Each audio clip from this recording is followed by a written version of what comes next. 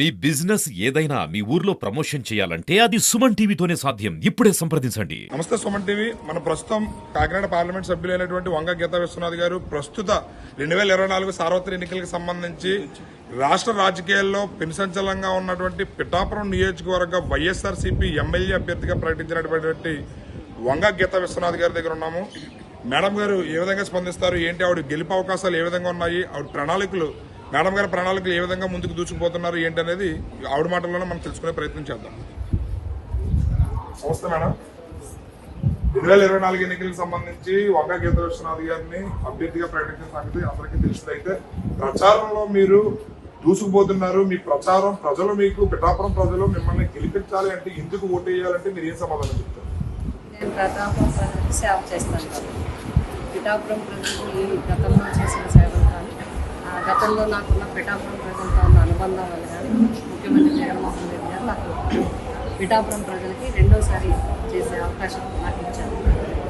ఇప్పుడు ఎమ్మెల్యేగా ఎంపీగా ఉన్నాను. ఇప్పుడు నాకు అవకాశం ఇచ్చేది ఎందుకంటే ప్రజలతో ఉన్న సత్సంబంధాలను బట్టి నాకు ఇవ్వడం జరిగింది. నా అనుబంధం ఇప్పుడు కాదు, గత 20-25 సంవత్సరాల నుంచి నాకు పిఠాపురం ప్రజలతో సన్నిహిత సంబంధాలు ఉన్నాయి, ఆత్మీయమైన సంబంధాలు ఉన్నాయి.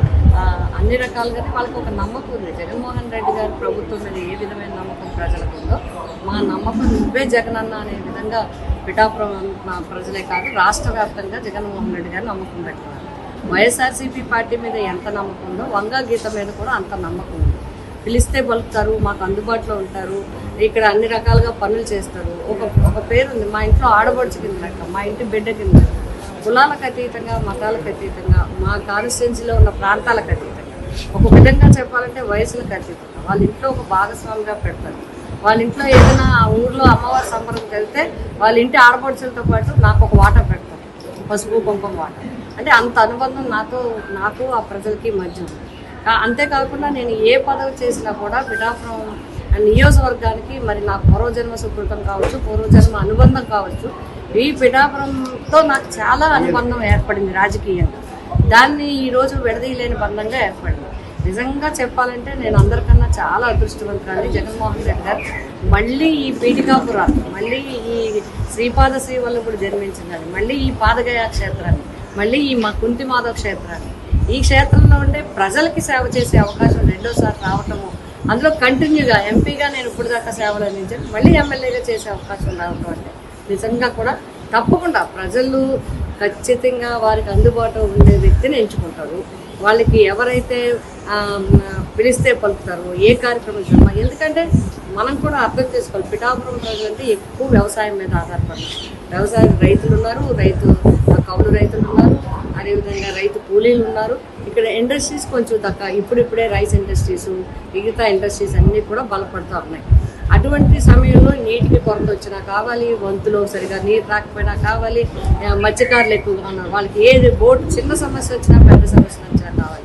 అలాగే చేనేత కార్మికులు ఉన్నారు, చిన్న సమస్య అయినా పెద్ద సమస్య అందుబాటులో ఉన్నారు. అలాగే అన్ని వర్గాల ప్రజలకి. అయితే 2009 ఎన్నికలకు సంబంధించినప్పుడు ప్రజారాజ్యం తరపు నుంచి గీత గారిని మేమే రాజకీయాల్లోకి తీసుకొచ్చాము.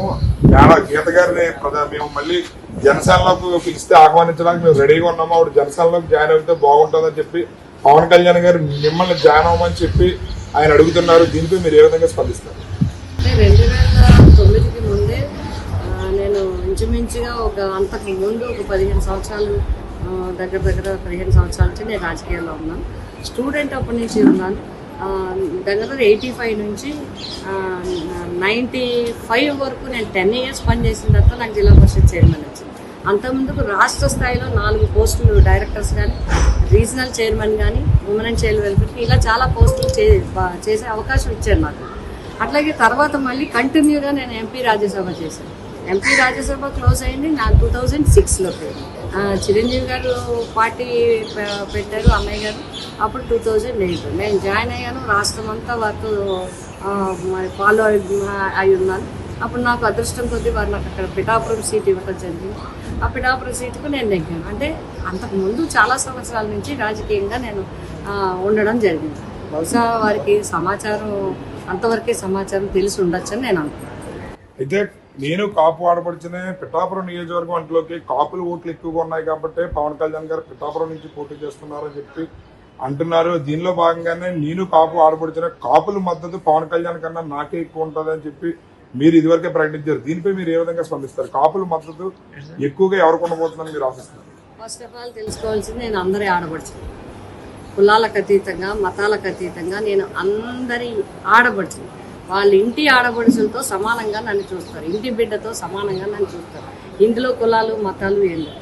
బట్ ఈ మధ్యన ఈ ఛానల్స్ కావచ్చు, లేకపోతే ఆ జనసేన నుంచి వచ్చే కామెంట్స్ వల్ల కావచ్చు, మాకు ఇక్కడ కాపులే ఉన్నారు కాబట్టి కాపు వ్యక్తి వస్తారు, కాపులు అందరూ మాకేస్తారు, ఈ టైప్ ఆఫ్ ఉంది. బట్ రాజకీయాలు అది కరెక్ట్ కాదు. అయితే నేనేమంటున్నాను, ఒకవేళ ఆ దాని మీదే కనుక నేను స్పందించవలసి వస్తే, ఇప్పుడు ఇక్కడ నేను కూడా కాపు ఆడపడుచున్నాయి, నాకు చాలా సత్సంబంధాలు ఉన్నాయి చిన్నప్పటి నుంచి. అంటే జనరల్గా కార్తీక మాసంలో తెలుస్తుంది, కార్తీక మాసంలో అందరూ కూడా వాళ్ళ వృత్తుల పరంగా, వాళ్ళ వ్యాపకాల పరంగా, వాళ్ళ కులాల పరంగా అందరూ భోజనాలు పెట్టుకుని కార్తీక మాసం నెల రోజులు పండగలాగా అందరినీ పిలిచి చేసుకుంటారు. అందులో నేను చాలా వాటికి డాక్టర్స్ కానీ, లాయర్స్ కానీ, మోటార్ వెహికల్స్ కానీ ఇలా అన్నిటికీ వెళ్ళాం. అలాగే ఇతర కులాలకు సంబంధించి వెళ్ళాం. అలాగే మా నాన్నమ్మ చేయబట్టుకుని నాకు తెలిసినప్పటి నుంచి మరి ఇప్పటి వరకు కూడా ప్రతి సంవత్సరం కాపు కళ్యాణానికి వెళ్తాం. మొదటి పూజ చిన్నప్పటి నుంచి ఇంచుమించుగా నాకు పెద్ద అయిన దగ్గర నుంచి మొదటి పూజ కాపు వన సమారాధన కార్తీక మాసంలో చేస్తే నేనే దీపం వెలిగించాలి, నేనే గణపతి పూజ చేయాలి. ఎందుకంటే వాళ్ళు నా చేత చేయించుకుంటారు వాళ్ళు. అంటే నేను కాపాడబడుచుగా. మీరు ఏదైనా కులం కులం అంటే చూడండి, అసలు రాజకీయాల్లో కులాలు ఎంచడం పని కాదు, ప్రభుత్వాల పని అది. ఏ కులం వెనకబడి ఉంది, ఏ కులంకి ఆర్థిక సహకారం కావాలి, ఏ కులానికి విద్యా సహకారం కావాలి, ఏ కులానికి ఏ సహకారాలను పెట్టాలి తప్ప ఓట్లు వేసినప్పుడు వీళ్ళు వేస్తారా వీళ్ళు వేయరా పెట్టరు. నాకు పూర్తి నమ్మకం ఉంది, నాకు అన్ని వర్గాల నుంచి నాకు వస్తాయి. కాకపోతే పవన్ కళ్యాణ్ గారే కాపు అని ఇక్కడ అందరూ ప్రచారం చేస్తే ఎస్ నేను కూడా కాపు ఆడపడుచుని. అందుకని నాకు అడ్వాంటేజ్ ఏంటో తెలుసా? నాకు అడ్వాంటేజ్ ఏంటంటే నేను ఈ జిల్లాలో పుట్టాను, నేను ఈ జిల్లాలో కాపులందరితో సత్సంబంధాలు ఉన్నాయి, నేను ఇక్కడ అందరితో కూడా అనుబంధాలు ఉన్నాయి, నాకు ఈ దానితో నాకు కుటుంబ సంబంధాలు ఉన్నాయి. నేను కాపులకి అనడానికి, ఎందుకంటే అమ్మ కడుపులో పడ్డ వెంటనే కులం అంటుకుంటాం. నీ పేరు ప్రతిష్టలు, నీ పేరు కూడా ఇప్పుడు వంగా గీత అనే పేరు కూడా తర్వాత వస్తుంది, లేకపోతే ప్రతిష్టలు తర్వాత వస్తాయి, చదువులు తర్వాత వస్తాయి. బట్ కులం ఏదైనా మారచ్చండి, మతం మారచ్చు, ఊరు మారచ్చు, దేశం మారచ్చు. బట్ అమ్మ కడుపులో పడినప్పుడు కులం వస్తుంది. ఇంకా అది ఎప్పటికీ పుట్టినంత వరకు ఉంటుంది, ఎప్పుడు మారదు అది. అలా పుట్టిన కాపు కులంలో పుట్టిన వ్యక్తిగా, కాపు కులానికి సేవ చేసిన వ్యక్తిగా ఓటు అడిగే హక్కు నన్ను కూడా మీరందరూ ఆదరించండి. అన్ని వర్గాలు నన్ను ఆదరిస్తున్నారు. పవన్ కళ్యాణ్ గారే కాదు, ఎవరు వచ్చినా మీకు సేవ చేయడానికి ఈ ఆడబొచ్చు మీ ముందుంది, మీకు సేవ చేస్తుంది, నన్ను ఆహ్వానించండి అని నేను చెప్తున్నాను. అయితే 2024 ఎన్నికలకు సంబంధించి మీరు ప్రచారంలో దూసుకుపోతున్నారు. ఇటు మీకు ప్రతిపక్షం అయినటువంటి జనసేన మాత్రం ఇంకా వాళ్ళ ప్రచారం కూడా మొదలు పెట్టలేదు. మాకు పోటీగా వాళ్ళు ఈ పాటికే 3 మండలాల వారీగా ఇన్ఛార్జీలను ప్రకటించుకున్నారు. ఓడిపోతారన్న భయంతోనే వాళ్ళు అంతమంది మూకుమ్మడిగా వస్తున్నారని చెప్పి అంటున్నారు. ఇటు ఈ వైఎస్ఆర్సీపీ నాయకులు కానీ, కార్యకర్తలు కానీ, మేము 1,50,000 పైన మెజారిటీతోనే మేము గీత గారిని గెలిపించుకోబోతున్నాం. ప్రజల సంపూర్ణ మద్దతు మాకే ఉంది. మేము పబ్లిక్ లో తిరుగుతుంటే ప్రజలందరి మద్దతు మాకే ఎక్కువగా లభిస్తుంది. పబ్లిక్ లో తిరుగుతున్న మాకు తెలుసు కాబట్టి దూరంగా ఉన్న వాళ్ళు మీకు తెలియదు అని చెప్పి మీ నాయకులు కానీ, కార్యకర్తలు కానీ అంటున్నారు. ఇప్పుడు ప్రస్తుత పరిస్థితుల్లో మీరు ఆల్రెడీ ప్రజల మధ్య ఉన్నారు కాబట్టి ప్రజల స్పందన ఏ విధంగా ఉంది? మీరు ఎంతవరకు మెజారిటీ గెలుచుకునే అవకాశాలు ఉన్నాయని మీరు అనుకుంటున్నారు? ఇక్కడ ఒక విషయం గమనించాలి. సాధారణంగా రాజకీయాల్లో ఈ రాజకీయ అనుభవాన్ని బట్టి చెప్తున్నారు, రాజకీయంగా జరిగేది ఏంటంటే ఎప్పుడు కూడా ప్రభుత్వ పక్షంలో ఎవరుంటారో వాళ్ళకి సీట్ల సెలక్షన్లో లేట్ అవుతుంది. ఎందుకంటే ప్రతి ఒక్కరూ పోటీ ఎక్కువైపోతుంది. ఆ పోటీలో సీటుకి ఎక్కువ మంది క్యాండిడేట్స్ ఉంటూ ఉంటారు. సాధారణంగా ప్రభుత్వ పక్షంలో ఉన్నవాళ్ళు, అంటే ప్రజెంట్ గవర్నమెంట్లో ఉన్నవాళ్ళు సీట్లు ఇవ్వలేరు. బట్ మా జగన్మోహన్ రెడ్డి గారు అలా కాదు. 1 సంవత్సరం ముందు నుంచి కూడా ఆయన అంతా రివ్యూస్ చేయించారు, సర్వేస్ చేయించారు, రకరకాల టీములతో చేయించారు. ఎక్కడ ఎవరు ఎట్లా ఉన్నారు, క్యాండిడేట్స్ ఎలా ఉంది, స్కీమ్స్ పథకాలు ఎట్లా ఉన్నాయి, ఏ రకంగా జరుగుతుందని చేసి అందరినీ క్యాండిడేట్స్ని దగ్గర 2 months ముందే క్యాండిడేట్స్ అందరినీ కూడా ఇంచుమించుగా కోఆర్డినేటర్స్గా అయితే కానీ, క్యాండిడేట్స్ని అయితే కానీ డిసైడ్ చేసి అందరికీ బాధ్యతలు అప్పచెప్పి మొన్న 175కి 175 సీట్లు ఒకేసారి అనౌన్స్ చేశారు. సాధారణంగా ప్రతిపక్షాలు అనౌన్స్ చేసేస్తారు ముందు. ఎందుకంటే వాళ్ళు ఎలాగో ప్రతిపక్షంలో ఉంటారు కాబట్టి గబగబా క్యాండిడేట్కి అనౌన్స్ చేసేస్తే వెళ్ళి వర్కౌట్ చేసుకుంటారని. మరి వాళ్ళు అన్ని పార్టీలు కలవడం వల్ల కావచ్చు, వాళ్ళకి స్పష్టత లేకపోవట్ల వల్ల కావచ్చు, ఎవరెక్కడ పోటీ చేయాలో ఒక అవగాహన. ఇప్పుడు మేము ముందు వచ్చి మేము ముందు రావటం అంటే ఎప్పుడు కూడా ఇంకొకటి గమనించాలి, ఇప్పటి వరకు ఎప్పుడూ లేనట్టుగా గడప గడప పేరుతో ఊరు పేరుతో ఎప్పుడు ప్రజలతో ఉన్నది. అధికారంలో ఉన్న ఫస్ట్ నుంచి కూడా అధికారంలో ఉన్నప్పటి నుంచి ఇప్పటి వరకు కూడా, ఇప్పుడు ఎన్నికల ప్రచారం అయింది, అంతకుముందు మేము గడప గడపకి తిరిగాం, అంతకుముందు ఊరు తిరిగాం, పల్లె నిద్రలు చేసాం. ఇలా అన్ని చేస్తూ ఎప్పుడూ ప్రజలకు మేము దగ్గరగానే ఉన్నాం, ప్రజలకి సన్నిహితంగానే ఉన్నాం. ప్రజలందరూ కూడా మాకు వీళ్ళు ఎప్పుడు అందుబాటులో, మేము వాళ్ళకు ఎన్ని చోట్లకి వెళ్ళి ఎవరితో కలవటానికి వెళ్ళినా ఎందుకమ్మా అన్నీ బాగా చేస్తున్నారు, బాగా ఇస్తున్నారు, మాకు అందుబాటులో ఉన్నారని ఎందుకు చెప్తున్నారంటే మేము అందుబాటులో ఉన్నాం.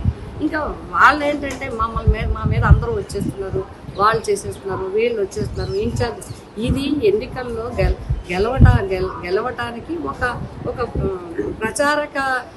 ప్రచార ప్రణాళిక ఉంటుంది.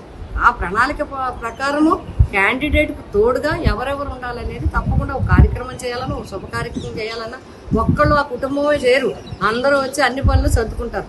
అట్లాగే అందరూ కూడా ఇక్కడ అన్ని రకాలుగా అందరూ వచ్చి చేస్తారు. ఇంకొకటి ఏంటంటే ఎంతసేపు మమ్మల్ని ఓడగొట్టడానికి చూస్తున్నారు, మేము గెలవడానికి చూసుకుంటున్నాం, గెలవడానికి మా ప్రయత్నం మేము చేసుకుంటున్నాం, మా ప్రచార సరళి మేము చేసుకుంటున్నాం. అంతేగాని మేము ఎవరినో ఓడగొట్టం, ప్రజలు కూడా ఎవరిని ఓడగొట్టరు. ప్రజలు గెలిపిస్తారు. ప్రజలు తమకి ఎవరు బాగా అందుబాటులో ఉంటారు, తమకి ఎవరు పని చేస్తారు, మాకు చిన్న పెద్ద పని వచ్చినా ఎవరు వెంటనే పలుకుతారనేది చూసుకుని గెలిపిస్తారు. ఆ విధంగా మేమంతా కూడా సిద్ధమై ఉన్నాం, ఎన్నికలకి సిద్ధమైపోయి ఉన్నాం. మా కింద కేడర్ నుంచి బూత్ లెవెల్ నుంచి మా రాష్ట్ర అధ్యక్షుడు జగన్మోహన్ రెడ్డి గారి వరకు అందరూ సిద్ధమై ఉన్నాం. ప్రజల యొక్క మద్దతుతో మాకు విజయం తథ్యం. ఏ రకంగానే ఈ పిఠాపురం నియోజకవర్గంలో వైఎస్ఆర్సీపీ పార్టీ గెలుస్తుంది, వంగా గీత గెలుస్తుంది మంచి మెజార్టీతో. 2024 ఎన్నికలకి సంబంధించి ఇప్పటి వరకు ఓటమి ఎరిగిన వంగా గీతా విశ్వనాథ్ గారు 2024 ఎన్నికల్లో కూడా ఓటమి లేకుండా గెలుపుతో అసెంబ్లీలోకి అడుగుపెట్టే అవకాశాలు ఉన్నాయని అనుకోవచ్చు. 100% ఉన్నాయి ప్రజల మద్దతుతో, మా కేడర్ యొక్క సహకారంతో. మా కేడర్ అంతా కూడా సహకారంతో ఉన్నారు, మా కేడర్ అంతా కూడా బూత్ లెవెల్లో పనిచేస్తున్నారు. అలాగే ప్రజలు కూడా ఈ ప్రభుత్వం మీద సంపూర్ణ నమ్మకం ఉంది, జగన్ గారి మీద నమ్మకం ఉంది. అట్లాగే అభ్యర్థిగా మేము కూడా చెప్తున్నాం, అభ్యర్థిగా నా మీద నమ్మకం ఉంది. తప్పకుండా వంగా గీత గారికి పని చెప్తే పూర్తి చేసి పెడతారు, అవుతుంది. ఆవిడైతే మాకు అందుబాటులో ఉంటారు, నమ్మకం ఉంది. కాబట్టి ఇటు పార్టీ ఇటు క్యాండిడేట్. అందుకని ఇక్కడ ఆటో డ్రైవర్స్ కావచ్చు, రిక్షాలు కావచ్చు, శ్రామికుడు కావచ్చు, కూలన్న కావచ్చు, రైతన్న కావచ్చు, ఇంక వీళ్ళు వాళ్ళు అని చెప్పండి. మీరు ఎవరినైనా బయటకు వెళ్ళి ఇంటర్వ్యూ చేసుకోండి, ఎవరికైనా మీరు అందుబాటులో ఉండే వ్యక్తి ఎవరు అని అడిగి వంగా గీత అని చెప్తారు. ఇది ఈ ధైర్యం మాకుంది, ప్రజల దీవెన మాకు. రైట్. 2024 ఎన్నికలకు సంబంధించి పిలిస్తే పలకబడును, పనులు చేయబడును, నేను ప్రజలకు ఎప్పుడు అందుబాటులో ఉంటాను, నేను జగన్ పంపిన నేతను, జనం ఇచ్చిన నేతను. 2024 ఎన్నికలకు సంబంధించి పిఠాపురం నియోజకవర్గంలో అఖండ మెజారిటీతో గెలిచేది కేవలం నేనే. ప్రజల మద్దతు నాకే ఉంది. ఇటు ఆటో రిక్షా దగ్గర నుంచి, ఆటో డ్రైవర్ల దగ్గర నుంచి, కామన్ పీపుల్ ప్రతి ఒక్కరూ కూడా గీత గారు గెలవాలి, గీత గారే రావాలి, మాకు ఆవిడ ఏ కష్టం వచ్చినా అందుబాటులో ఉంటారు.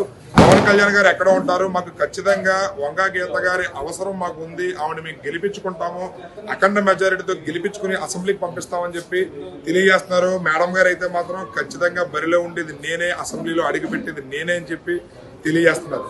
కెమెరామెన్ సాయితో సుమన్ టీవీ, మీ శ్రీనివాస్ మల్రెడ్డి.